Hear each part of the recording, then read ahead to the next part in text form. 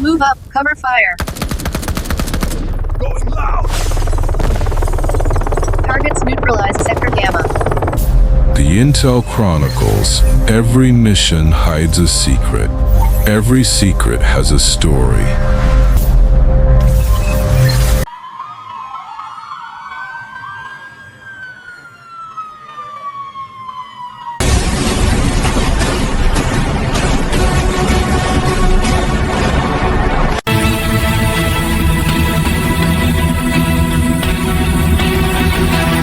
The rain hammered against the warehouse roof as Shegz kicked down the rusted metal door. The impact sent it flying inward, and before the echo faded, automatic gunfire erupted from the darkness ahead. Muzzle flashes lit up the abandoned industrial space like lightning. Shegz rolled right, his body moving on instinct honed by years in the field, finding cover behind a stack of industrial crates. Glass shattered somewhere above him. "Nicole, east entrance is hot," he said into his comms, his voice steady despite the chaos. 3 hostiles, maybe more. The explosion cut him off. The blast wave threw debris across the warehouse floor, and Shegz felt the heat wash over his position. He returned fire, his shots precise and controlled. 2 guards dropped before they could adjust their aim. "Copy that. I'm 10 seconds out." Nicole's voice crackled through his earpiece. The skylight above exploded inward. Glass rained down as Nicole descended on a rappelling line, her weapon already firing. The sniper, who'd been lining up a shot on Shegz, never knew what hit him. She landed hard, rolled, and was on her feet in one fluid motion. Back to back now, she and Shegz moved as a single unit through the smoke and chaos, their movements synchronized after 3 years of partnership. Intel said 4 guards, Nicole said, dropping another hostile with 2 shots to center mass. "I count 12. Somebody talked. Shegz cleared the last corner, his weapon sweeping the shadows. The warehouse fell silent except for the rain.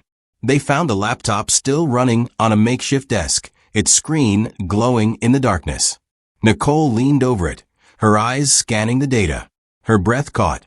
"Shegz, this isn't a weapons cache. This is a timer." He moved beside her, and his blood ran cold. The screen showed aerial views of downtown high-rises, subway stations, landmarks, all marked with red X symbols. In the corner, a countdown, 72 hours. "Operation Crimson Dawn," Nicole read aloud, her voice barely above a whisper. Dawn broke over the FBI field office with a kind of gray light that promised nothing good. Director Walsh stood in the war room, his white shirt wrinkled from the all-nighter, his tie loosened. Behind him, screens covered every wall, surveillance footage, topographical maps, satellite imagery.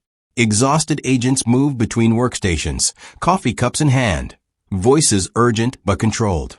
Shegz and Nicole stood across the tactical table from Walsh, still in their gear from the warehouse raid. The older man's weathered face showed every one of his years in the bureau. 72 hours ago, NSA intercepted chatter. Walsh began. A group calling themselves the Covenant plans to detonate 7 synchronized explosives across the city. Estimated casualties, 40,000. The number hung in the air like a physical weight. Around them, other agents had stopped to listen. "They've been ghost for 3 years, Walsh continued, pulling up photos on the main screen. No faces, no names, no location. Until now. His finger tapped the screen, bringing up blurry surveillance photos. "We tracked a weapons shipment to a compound in the Adirondack wilderness. Our satellite shows 20 to 30 hostiles. Fortified. We're sending you in with tactical team, Delta, 8 operators, the best we have." Shegz leaned forward over the illuminated table, studying the topographical maps. "What's our entry point?" "The compound is here." Walsh zoomed in on the satellite image. "Deep in the mountains. Single road in, heavily monitored. You'll insert by helicopter, then move on foot." Nicole's eyes never left the screen. "When do we leave?" Walsh checked his watch. 30 minutes. He paused, his gaze moving between them. "Nicole, Shegz, bring them home. All of them." The unspoken words were clear, and stop this attack, no matter what. The Black Hawks cut through the mountain clouds like dark arrows. Inside the lead helicopter, Team Delta prepared in focused silence. Ramirez, the team leader, checked his rifle for the third time. His scarred face showed no emotion, but his hands moved with the precision of decades of combat experience. Marcus, the demolitions expert, sorted through his kit. Jenkins, the youngest member, stared out the open door at the forest rushing past below. Nicole spread a topographical map across her knees, her finger tracing routes. Intel says the front entrance is a kill box.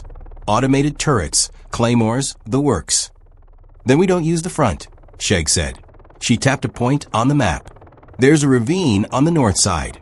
Drops 60 feet to a service tunnel. Old mining operation. Gets us inside their perimeter undetected. Marcus leaned over to look. That tunnel could be rigged.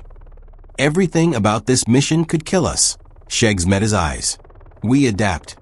The helicopter descended, and the trees below whipped violently in the rotor wash. The pilot's voice came through their headsets. LZ in 2 minutes. Shegz stood, gripping the overhead rail. The team gathered around him. Once we're in, we have one objective. Find their command center. Get the detonator codes. Stop this attack. He paused, letting the weight of it sink in. Rules of engagement. There are none, Nicole finished, standing beside him. These people are ready to murder thousands. We end this. The helicopter doors opened fully, and the team fast roped down into the dense forest. Their boots hit the ground in near-perfect unison, and they immediately formed a defensive perimeter. The helicopters pulled away, the sound of rotors fading into the distance, leaving them in the relative quiet of the mountain wilderness. They moved through the forest like shadows, their tactical formation tight and professional. Shegz led with Nicole close behind, each member of Team Delta maintaining exact spacing. Every sound had meaning: the snap of a twig, the call of a bird, the whisper of wind through leaves. They reached the ravine in 15 minutes. Nicole peered over the edge. 60 feet of moss-covered rock dropped away to churning water below. The tunnel entrance was visible on the far side, a dark mouth in the stone. Ropes down, she said quietly. Move fast, move quiet. One by one, they rappelled. Jenkins went third, his movements careful but inexperienced. Halfway down, his foot slipped on the wet rock. The sudden swing slammed him into the cliff face. He grunted, biting back a cry of pain, his body spinning on the rope. Jenkins' status? Sheg's voice was barely audible. I'm good, Jenkins managed, though his face was pale. Keep moving. They reached the bottom and gathered at the tunnel entrance. The rusted metal door hung open, its chain broken. Fresh scratches marked the metal. Someone's been through here, Ramirez observed, running his finger along the marks. Marcus pulled out a thermal scanner, its green display casting eerie light on his face. Tunnels clear. No heat signatures for 50 meters. Then let's move before that changes, Nicole said. They entered the darkness, night vision goggles, transforming the world into shades of green. The tunnel was narrow, forcing them into single file. Water dripped from the ceiling, each drop echoing in the confined space. Their breathing seemed loud in the silence. They moved deeper, boots splashing through shallow puddles. Then Marcus raised his fist. Everyone froze. Mine, he whispered, dropping to one knee. We triggered it. The digital beeping was soft but unmistakable.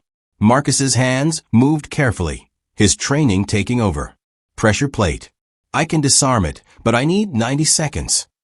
You've got 60, Shegz said. Marcus worked in silence, his hands steady despite the sweat forming on his forehead. The cold tunnel air seemed to press in around them. Everyone held their breath, watching the demolition expert's careful movements. Red wire, blue wire, green wire. His fingers moved between them, testing, feeling. Done, he said finally. We're clear. They exhaled collectively and continued forward. The tunnel opened suddenly, and they found themselves looking at something that shouldn't exist. The compound stretched before them like an underground city. Massive concrete bunkers had been carved into the mountain itself. Armed guards patrolled metal catwalks that spanned multiple levels. Military vehicles sat in organized rows. Weapon caches were visible through open doorways. Harsh fluorescent lights illuminated everything with clinical precision. "This isn't a terrorist cell," Ramirez breathed. "This is a goddamn military installation." They'd taken position on a high catwalk, hidden in shadows. Below, guards moved in coordinated patrols. Shegz counted at least 40 hostiles, maybe more in the buildings. The intel had been catastrophically wrong. Nicole studied the layout, her tactical mind processing angles and approaches. Command Center. East Wing, second level. That's where they'll have the detonators. "How do we get there without starting World War III?" Jenkins asked. Shegz was already formulating the plan. "We don't. Ramirez, take 4 and create a diversion at the fuel depot. Draw them west. Nicole and I take the rest. Hit the command center while they're distracted." Ramirez met his eyes. "That's a suicide run." "No," Shegz said quietly. "That's the mission." They split into 2 teams.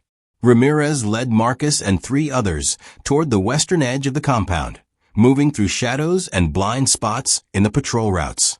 Shegz, Nicole, and Jenkins moved east, each step calculated, each breath controlled.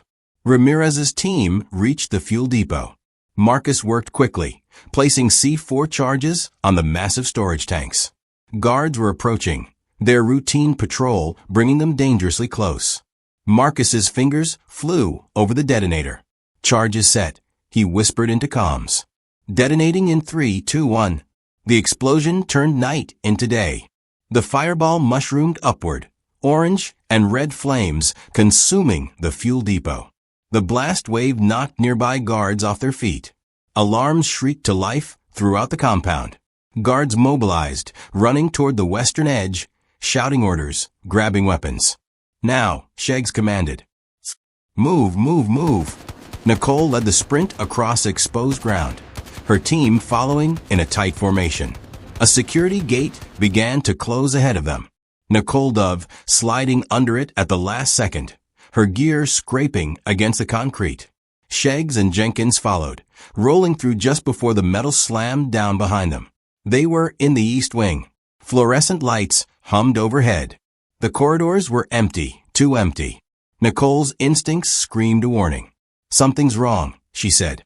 The doors ahead slammed shut with metallic finality. Red lights began flashing. A voice came over the intercom, calm and mocking.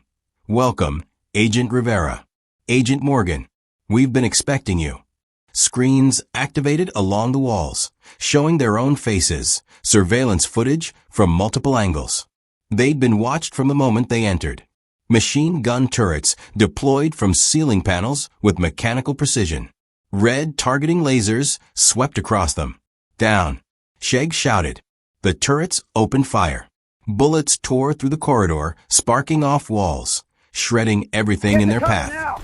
The team dove for cover behind support columns. The noise was deafening, overwhelming. Jenkins pressed himself flat against the floor, eyes wide with fear. "I can't get a shot on those turrets." Marcus yelled over the gunfire. Nicole spotted it, an electrical panel 20 feet away across the kill zone. She met Shegz's eyes. No words were needed. He nodded. She ran. Bullets traced her path, so close she felt the displacement of air. Shegz provided covering fire, his shots precise and controlled, forcing the turrets to adjust their targeting. Nicole reached the panel, ripped it open with both hands, and yanked out fistfuls of wiring. The turrets powered down with a dying whine. "Clear. Keep moving." They breached the command center door with a shaped charge. The room was large, filled with computer servers and tactical displays. Maps of the city covered one wall, target locations marked in red. But the room wasn't empty. Anton stood by the window, backlit by the compound lights below. He was calm, composed, like he'd been waiting for them. When he turned, his cold eyes assessed them with professional interest. "You're persistent," he said. "I respect that. Where are the detonators?" Shegz demanded, weapon trained on Anton's center mass. Anton smiled. "You're looking at this all wrong. You think you're here to stop us. You're not. He paused, letting the words sink in. You're here to die trying. His hand moved to a button on his sleeve.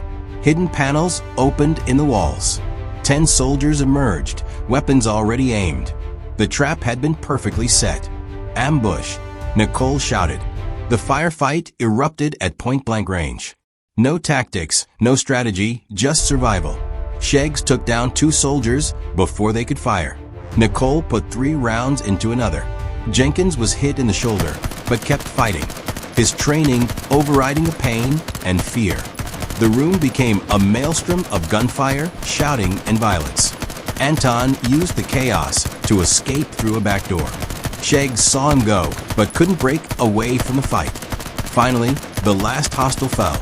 Silence returned, broken only by heavy breathing and the ringing in their ears. Ramirez, Anton's headed your way, Shegz said into comms. 6'2", black tactical gear. We've got our own problems. Ramirez's voice was strained, punctuated by gunfire. They're pushing us back. An explosion sounded through the comms, too close to Ramirez's position. Nicole was already at the computer terminal, her fingers flying across the keyboard. Her face paled as data filled the screens. Shegz, I'm in their system, she said. The detonators, they're not here. What? This was never the command center. It's a decoy. She pulled up surveillance feeds, and horror dawned in her eyes. The real operation, it's mobile. They're already in the city. The feed showed 7 white vans moving through city streets, disguised as delivery trucks. Each one carried death to a different neighborhood. In the corner of the screen, a countdown timer, 90 minutes. 7 vans. 7 targets, Nicole said rapidly. They're synchronized to detonate at 6 p.m. Can you remote disarm? No. They're hardwired. Manual deactivation only. Marcus moved beside her, studying the screen. Then we need the deactivation codes. Nicole's fingers were already working. There's one person who has them. The Covenant's leader. Codename Exodus. She pulled up a file. A shadowy figure. No clear face visible. According to this, he's here. In this compound. Level below us. Another explosion rocked the building. Dust rained from the ceiling. The compound was coming apart around them. Shegz were compromised. Ramirez's voice was labored, his breathing harsh. Taking heavy casualties. We need to extract now. Shegz stood frozen for a moment, torn between his duty to his team and his duty to the 40,000 people who would die if they left. He looked at Nicole. She met his eyes, and in that look, he saw the same calculation, the same impossible choice. If we leave, 40,000 people die, he said quietly. Then we don't leave, Nicole replied. They found the stairwell leading down. Emergency lights cast everything in red. Marcus started to follow them. Negative, Shegz said. Get Jenkins and the team to extraction. That's an order. Marcus hesitated, his hand on his weapon. Don't die down there. Wasn't planning on it, Nicole said, managing a smile that didn't reach her eyes. They descended into the darkness. Each step echoed. The air grew colder, damper. At the bottom, they found a single door, reinforced steel, built to withstand an assault. Shegz placed a breaching charge, his movements automatic after years of training. On 3, he said. 3, 2, 1. The explosion was deafening in the confined space. The door blew inward, and they entered. The chamber beyond was massive, carved from the mountain itself.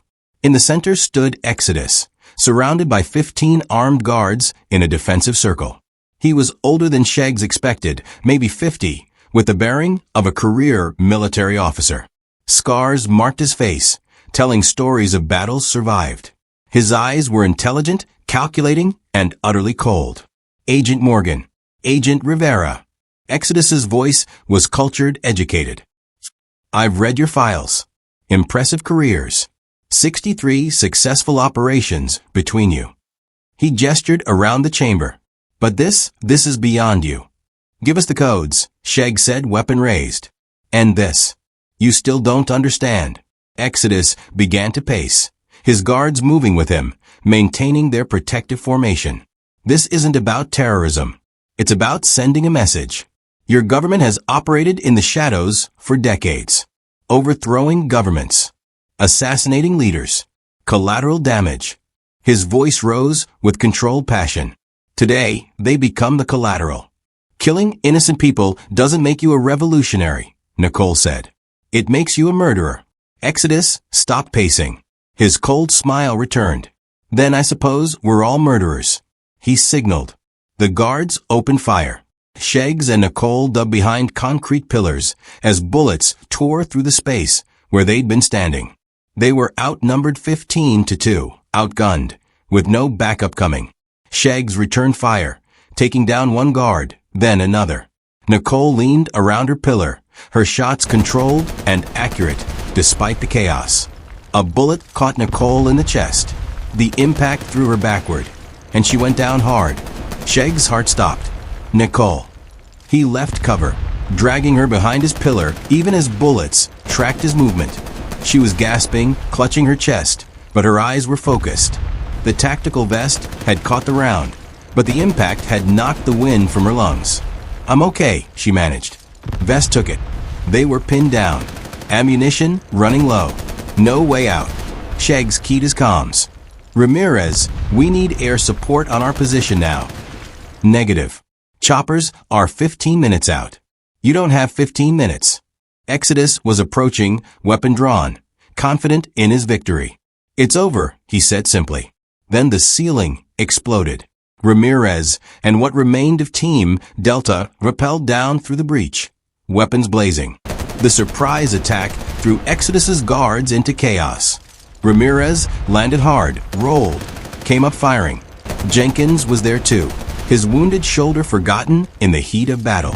You didn't think we'd leave you, did you? Ramirez shouted over the gunfire. The chamber became a war zone. Full automatic fire echoed off the stone walls. Grenades exploded. Men shouted and died. In the chaos, Nicole spotted it. A metal briefcase handcuffed to Exodus's wrist. Shegz. The case. Shegz broke from cover, charging directly at Exodus. The terrorist leader was ready, dropping his weapon and meeting the charge with brutal hand-to-hand combat. They crashed together, trading blows with savage efficiency. Exodus had been trained, and trained well. A punch to Sheg's ribs drove the air from his lungs. An elbow to his face split his eyebrow open, blood streaming into his eyes. Exodus drew a knife from his belt, the blade appearing in his hand like magic. He slashed, and Shegz barely dodged back. The blade cut through his tactical vest, missing flesh by millimeters. They grappled for control of the knife, muscles straining, neither giving ground. Nicole's shot rang out. Exodus staggered, his grip loosening. Shegz broke free, kicked the knife away, and tackled him to the ground. His fist came down once, twice, 3 times. Exodus laughed, blood on his teeth, coughing. You're too late, he said. Even if you get the codes, you'll never reach all 7 vans in time. Choose Agent Morgan. Which neighborhood dies? Nicole was already there, shooting the chain connecting the handcuff to the briefcase. She grabbed it, her hands shaking as she opened it. Inside was a military-grade tablet showing 7 countdown timers, each one ticking down in synchronized rhythm. 12 minutes remaining. Below the timers, 7 8-digit deactivation codes glowed on the screen. I have the codes, Nicole said. They ran for the extraction point, leaving Exodus bleeding on the chamber floor. The compound was falling apart around them. Secondary explosions tearing through the structure. They burst into daylight just as the Black Hawks arrived, their extraction perfectly timed. They climbed aboard, and the helicopters lifted off as the compound collapsed behind them. In the air, Nicole was already on comms, coordinating with FBI bomb squads across the city. Team 1, your target is Subway Station, 5th and Main. Code 77492613. You have 8 minutes. Copy. Moving to intercept, came the response. Walsh's voice cut through on the command channel. Nicole, we've located 6 vans. The 7th, we lost the signal. What? Nicole's blood ran cold. It went dark. Could be anywhere in a 10-mile radius. Shegz was beside her now, looking at the tablet. Exodus knew we'd find 6. The 7th is the real target. Nicole frantically pulled up traffic cameras, satellite imagery, anything that might help. Her mind raced through possibilities. Wait, Exodus said, choose which neighborhood. He's playing with us. The 7th isn't in a neighborhood. Then where? Realization hit her like a physical blow. The stadium. There's a sold-out game tonight. 60,000 people. Shegz immediately turned to the pilot. Get us to Memorial Stadium. Now. The helicopter banked hard, racing toward the city center. Below, the urban sprawl spread out in the golden light of approaching sunset. Somewhere down there, a bomb was counting down. Walsh's voice came through the comms. 5 minutes. Teams 1 through 6 have successfully disarmed their devices. It's all on you. The helicopter landed on the stadium roof with a metallic clang. Shegz and Nicole were running before the skids fully touched down. They burst through access doors and sprinted through concrete tunnels. The roar of 60,000 fans echoed around them, oblivious to the threat. They reached the underground parking level. Rows of vehicles stretched into darkness. Nicole pulled out a radiation detector, watching its display spike and fall as she swept it across the area. Got it. Radiation signature. North corner. They found the van exactly where the detector indicated. White, unmarked except for a magnetic sign that read Stadium Catering. Nicole approached cautiously and opened the back doors. The bomb sat in the center of the cargo area, a sophisticated piece of military engineering. Multiple colored wires, red, blue, green, yellow, connected circuit boards and explosive components. In the center, a digital timer glowed red. 347, 346, 345. This isn't standard demolition, Nicole said, her voice tight. This is military grade. Triple failsafe. Can you disarm it? I can try. She was already inside the van, her tools out, hands moving with practiced precision. The timer continued its relentless countdown. 2:30, 2:29. If I cut the wrong wire, it detonates immediately, Nicole said, her voice steady despite the sweat on her forehead. And if you don't cut any wire, we all die in 2 minutes anyway. Above them, the crowd erupted in cheers. Someone had scored. Life continuing, unaware of the death ticking away beneath their feet. 145, 144. Nicole's hands were shaking now, just slightly. She forced them still, taking a deep breath. The years of training, the dozens of successful operations, all came down to this moment. Red wire or blue wire? Life or death? Choose. Red wire controls the primary circuit, she said, more to herself than Shegz. Blue is backup. Green is... I don't know what green is. Your call, Nicole, Shegz said quietly. I trust you. 1:00:59. She cut the red wire. The timer kept counting. 0:45, 0:44. Damn it. Her hands moved faster, cutting the blue wire with careful precision. The timer stuttered, then suddenly accelerated.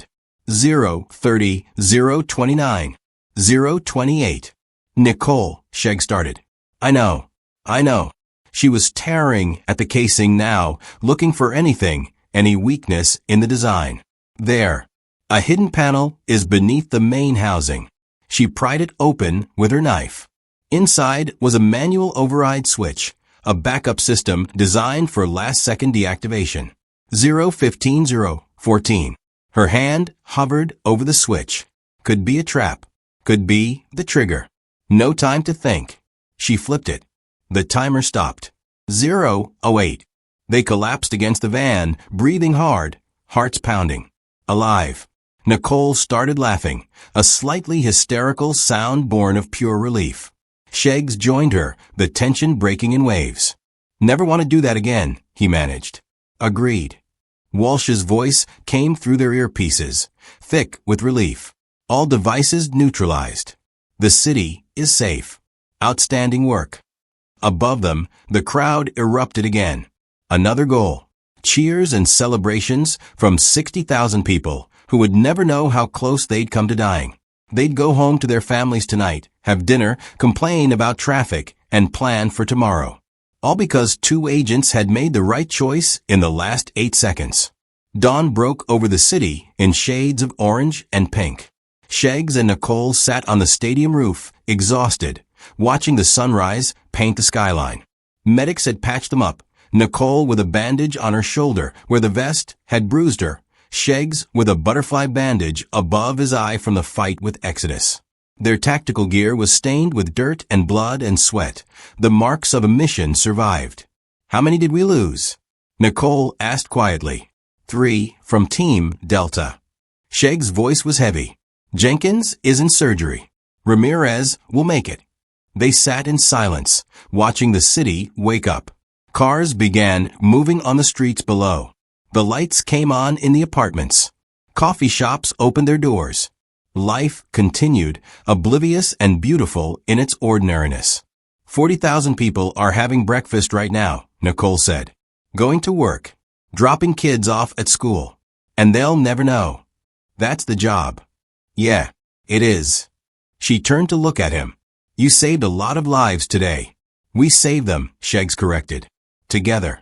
Footsteps behind them announced Walsh's arrival. The director looked as exhausted as they felt, his suit rumpled, his eyes red-rimmed. Exodus died from his injuries en route. His network is being rolled up as we speak. This is a major win. Doesn't feel like one, Shegz said. It never does. Walsh pulled out 2 badges, their credentials that had been held for processing. Take some time. Both of you. You've earned it. He left them alone again. The sun continued its climb, washing the city in golden light. Nicole drew her knees up, resting her chin on them.